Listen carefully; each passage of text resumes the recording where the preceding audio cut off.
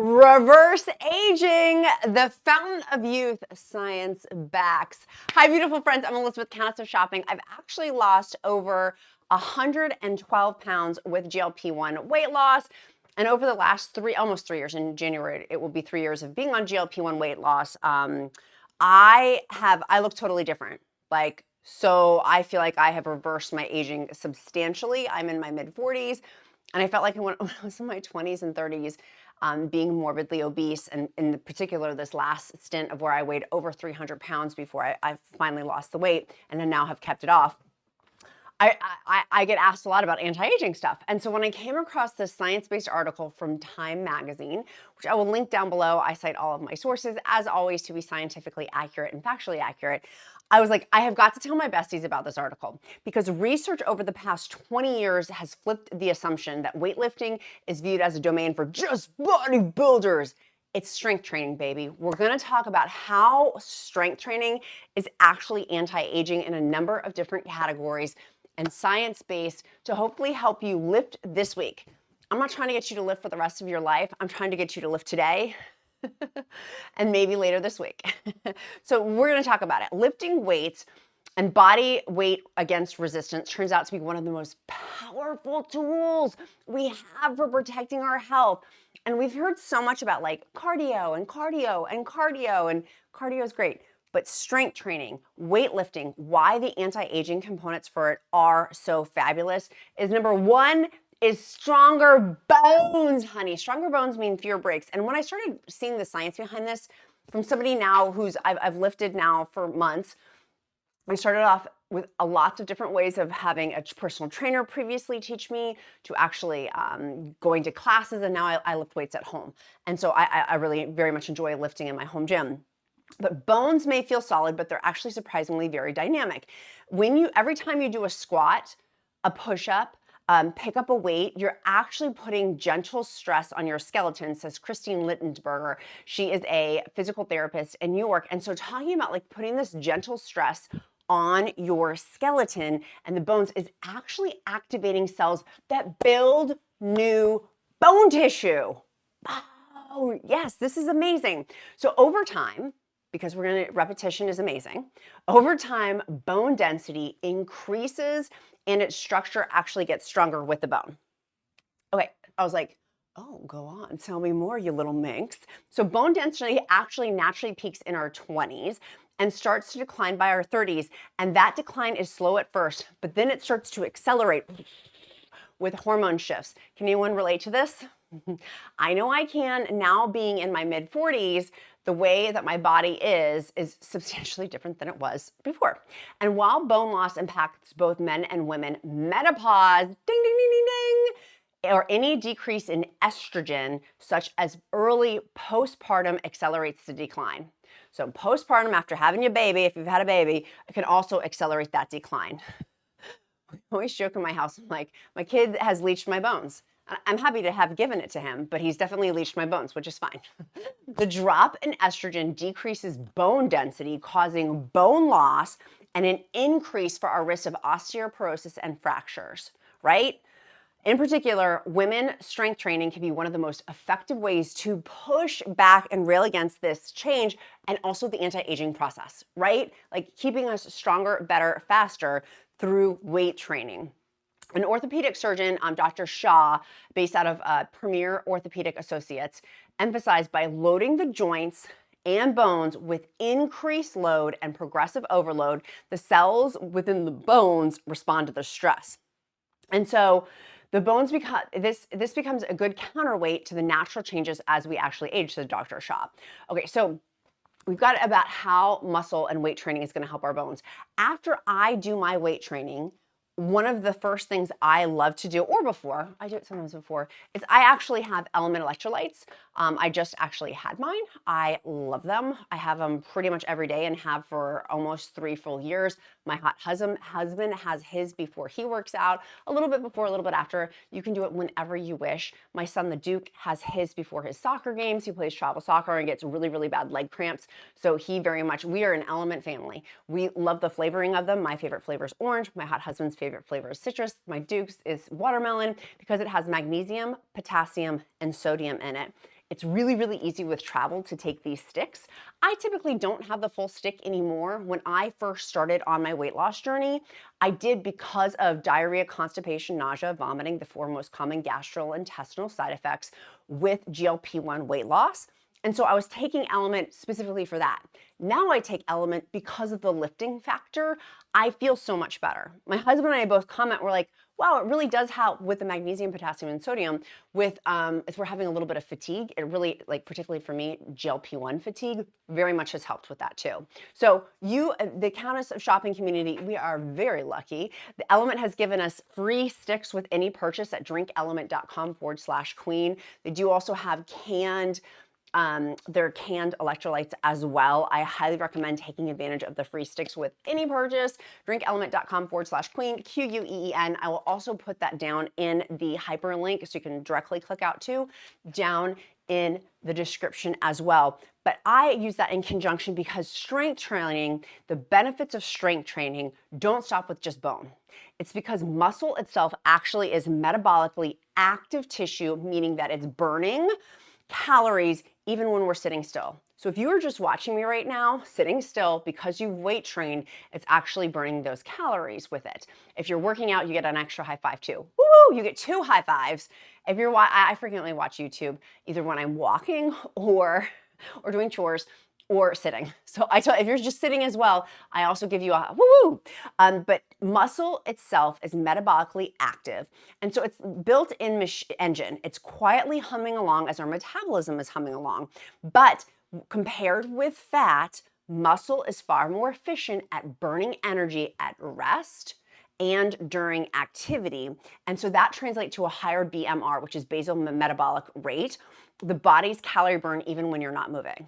Right? We want to have, for me, I'm like, I really would like to have a good BMR because it's when I'm chilling that it's going to be burning more calories for me. Most people don't know about osteoporosis most people already know about osteoporosis and the loss of bone density, but you may not realize the loss of lean muscle mass called sarcopenia. I'm probably butchering that. Please forgive me. We've talked about this before, but it begins happening around 40 years old. I'm 44 years old. For sure, for me, that's happened. I've noticed it actually within my posture. I've worked really hard to, now that I know, I'm like, stand up straight, girl. But I know that my poor posture, part of it is because of my lean muscle mass loss that's happened with my weight loss, which, by the way, don't let people scare you. Muscle mass loss happens with any kind of substantial weight loss, not just with GLP-1 weight loss, but with any kind of substantial weight loss. But we're already, so we have that with weight loss, and then add in these hormonal things. Basically, if you've had, after having a baby or in your 30s, like starting to see this decline in it, particularly with estrogen changes on there, that is going to affect our calories. And so clinicians have the first impact. And so patients with more lean muscle tend to have better insulin sensitivity and glucose metabolism, which turn around their risk for metabolic syndrome and diabetes. Any of my type 2 diabetes besties out there, let's get our blood sugars right and tight and our insulin with the insulin sensitivity with it too. In other words, maintaining muscle isn't just for looking strong, it's a safeguard also with our long-term health. And so the challenge is muscle doesn't stay consistent. So being in our 30s, the average person loses about 3 to 8% each decade. I'm in my mid-40s, so if I do the math on that, let's say it's the upper end of 8% plus 8% plus half of that, so that's what, 20% muscle each decade. If I started at 30, that is decline does not reduce strength, it slows down metabolism. Besties, if you're on a weight loss journey like I am, focusing in our metabolism, also with that anti-aging component, not just with the bone density, but also with our metabolism, making weight gain even more likely if eating habits haven't changed since young adulthood, which you and I both know, because besties, you're here at Countess of Shopping, you have worked on your 2 major lifestyle changes, changing our food and our physical activity. So the key is balance and independence. So for older adults, I would like to say more mature adults, one of the greatest fears isn't just disease, it's actually falling. A single fall can trigger a cascade of health challenge, from broken bones to lost confidence in moving freely, and statistics are actually sobering. Falls are the leading cause of injury-related ER visits for people over 65. falls. Strength training helps people with that equation. Falls often happen when strength and stability give way. Resistance training, more specifically, single leg exercises. So that's something to talk about with your personal trainer. Obviously, none of this is medical advice. Always talk to your own Avengers Health Expert team. As I like to say, Avengers Assemble with your own team.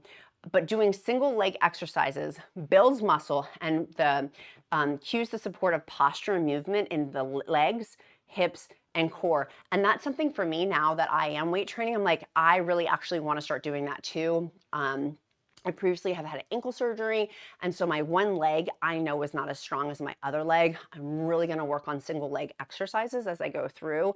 I have creaky knees, so that adds into some complexity too of like, it cracks every time I do squats. So having to do really knee-friendly leg exercises, it's totally doable.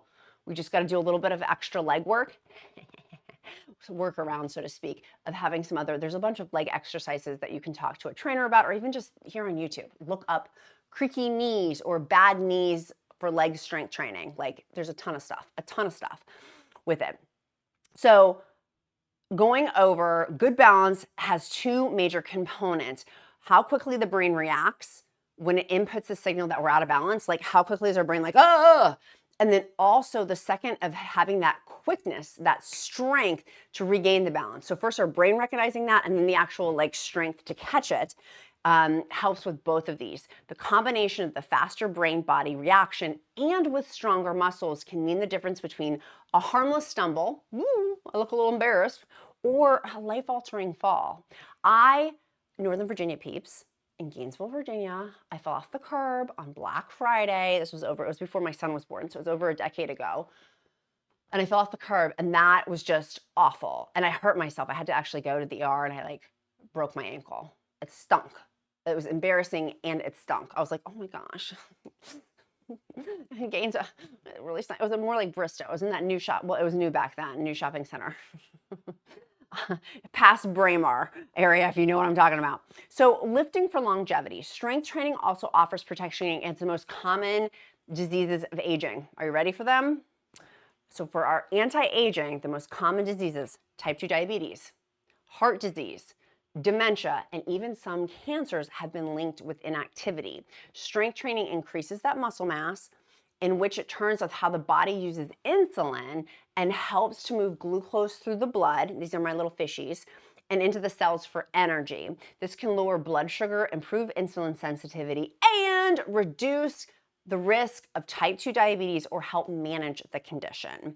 So research is showing that strength training helps improve cardiovascular health and reduce factors of heart disease such as high blood pressure and cholesterol. I was just talking with somebody the other day about high blood pressure, right? If you've got high blood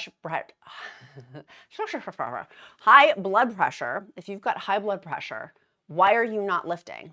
Like that's my biggest question now of like, now that we know what some of these issues are, why are we then not doing it? Right? Why are we not doing it? Now, now that, because it's not that you don't know, why are you not doing it? And what is the resistance?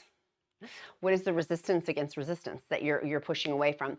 Evidence also suggests it supports strength training and weightlifting, brain health to improve blood flow by reducing inflammation. Hello, if you're worried about anti-aging with skin and things like that, there you go. But potentially lowering the risk of dementia. It's also reducing your risk of dying from any cause by about, do you want to guess the percentage? 15%. Let me read that again. Strength training can reduce your risk of dying from any cause by about 15%. Like, that's bonker doodles. That was from the, you guys know I gotta go over. I'm like, okay, who's the source on that? It's AHAIASA Journals. And this was from, when was the article written? It is in the Time magazine article that I'm talking about. It was from December 7th, 2023, to give context on that, because you guys know I do demand and require to be factually accurate. You don't need to lift the highest weights at the gym or push yourself to exhaustion. What matters more is you're showing up regularly, building muscle, building strength gradually, and making a habit to sustain for years. And that's the thing that I always talk about is, how do we make permanent lifestyle changes? It takes a while to make lifestyle changes and to make them permanent. It feels awkward, it feels uncomfortable, doing it, not even necessarily day in, day out, because I don't lift every day. I do full body workouts every other day. Have I been great about lifting this month? No, I have not. So as much as I'm saying this to you, I'm also saying it for myself of, girl, why are you not lifting when you know this data is so important? It's going to help me live longer. It just said reduce your risk of dying by any cause by 15%. We don't need to lift these crazy heavy weights. We don't need to be bodybuilders, but we do need to do strength training, particularly with bone health. Is the prioritization of earlier that many people realize muscles can be the greatest gift that you give to yourself when you age. And so that's what I don't understand. Is if you're in your 60s or 70s right now, why are you not lifting? And I say that with so much love, grace, kindness, and compassion. Go do it. Here on YouTube, if money is the factor, it's free here on YouTube. Start Googling senior weight training. There's free stuff. If it's the cost problem, great, do stuff here. You can lift a can of beans. Like, and you think I'm not joking. Like around your house, you may have things that are, this is 2 pounds. Like, see what I'm saying? Like you probably have stuff around your house. You don't want to hurt yourself, but like there's stuff that you can do if cost is the reason. Now, here's one of the other ones. It may not be cost. My biggest inhibitor is time. And this is where my husband and I have this battle all the time that I'm saying this to be vulnerable, not for people to use it as ammunition against me later on, but to be vulnerable is I am still learning the lesson, even with the strides that I've made in my strength training, is the consistency of it. Work with when I travel to LA later this week. Next week after that, I travel to New York. The week after that, I'll be at HSN and QVC. Like my husband's like, your job is not worth your health risk. And that's a tough pill for me to swallow because it has been for so long. And so breaking that lie and that stigma that I don't have time, there's nothing more important, quite frankly. Like my family, God, like there's a structure on this, but my health has got to be up there or else I'm not going to be here. You know what I mean? Like, and that's why I started taking GLP-1s to begin with. I was like, I'm going to pass before way too early for my kid. And that I will, I don't like, I would do anything for my son. And so for me, like that realization, I would do anything for my son. So then why can I not lose the weight? Part of it was genetic predisposition of obesity, but now it's the excuses, because now it's literally is an excuse. And so I'm sharing that also with you if you've gotten to this part of the video of to hopefully help encourage you. I know that there's so many of you that I can think of, literally thousands of you right now who do lift on a daily basis. In my free encouragement group, we talk about lifting quite a bit. We talk about exercise quite a bit. At the beginning, this is the other thing of my GLP-1 journey, I did not lift the first year. I didn't start looking into lifting until after my first year. All I could do on my weight loss journey was to just focus in on the food. And so if that is you, I really want to encourage you, just focus in on the food. Eventually it will come. I really do believe. For me it did. And so I encourage you, it will for you too. But recognizing that this has got to be part of the puzzle piece, if not now, then in the future, maybe it's 6 months from now. You know what I mean? If I had been, I don't know if this is scientifically accurate or not. So you guys know I demand them to be factually accurate. But if I think that there's different spectrums of obesity. And so I think having had a worser case of it, if that's not the right way to say it, but that if it had been less challenging, I probably would have started lifting earlier, if that makes any sense. Does anybody understand what I'm trying to say? And that I really, really, really struggled with the food aspect. I think probably more than the average bear, that it just took me longer to focus in on the food and learn new food habits, which I'm still quite frankly learning. Today was like, whoa, like I learned a bunch about myself today with my eating. And I was like, okay, like I just am learning a lot still every day. And it's been almost 3 years, which to me, I'm like, wow, I thought I would know it all by now. And it turns out I'm not a know-it-all. I don't know it all. And I'm still actively learning each day, just like each and every one of you, that we are pushing forward for our best health. And I'm really, really excited about my goals. I can't wait. Later on this week, I'm going to be talking about, well, depending on when this video comes out, it will come out for our mid-month check-in of where we are with our weight loss goals. I did at the beginning of the month, we set our goals. I want to do a check-in with you of how are the goals going. We need like a meeting of the minds is what we're going to do, and check in of like, am I hitting these things? This anti-aging stuff is no joke. Like, it's not just the vanity component of like, I want to look cuter, which you will with lifting. Really like my arms, even this video, this was from several months ago. I look different than this video. I can tell I'm like thicker and that I definitely have thinned out more as a result of lifting, and it's really been no other change. The food's basically the same. My medication, y'all know, is basically I switched over from Zepbound. I was on Mounjaro and then Zepbound, and then now I'm on the Tirzepatide compound, which is GLP-1 plus GIP is how it's listed. And so, which is basic, like is Zepbound is Tirzepatide to give context. So same things basically. So the only thing that's different in terms of my strength in that has been the lifting component.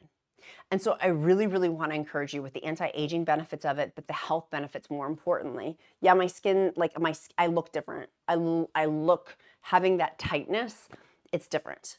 It's different. So I hope that that helps encourage and motivate. I hope that it helps encourage and motivate everybody to get out there and figure it out. Now, I want to know down below, I'm doing a poll.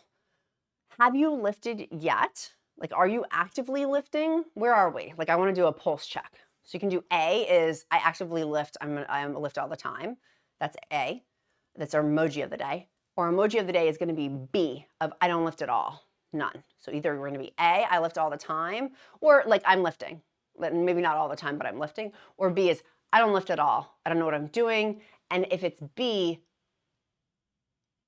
yeah, I want to know which. I don't want to go further than that on this poll today. So either A or B, that's going to be your emoji of the day. I can do emojis of the day to get to know you better because I care. It's also my bat signal to pray over you. If you don't believe in prayer, I will uplift you in positive thought, as all are welcome at the Countess of Shopping table.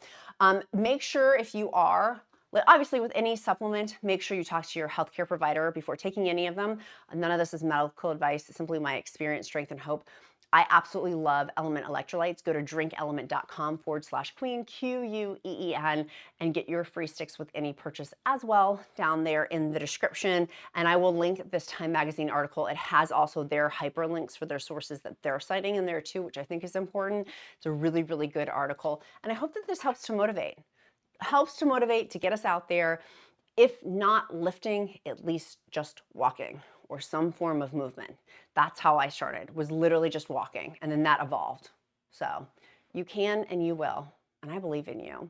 My sweet friends, be kind to yourself, be kind to others. I'm Countess of Shopping. Count my blessings because life is delicious. I look forward to seeing you guys tomorrow. Love you guys so super much. Have a great day. Bye.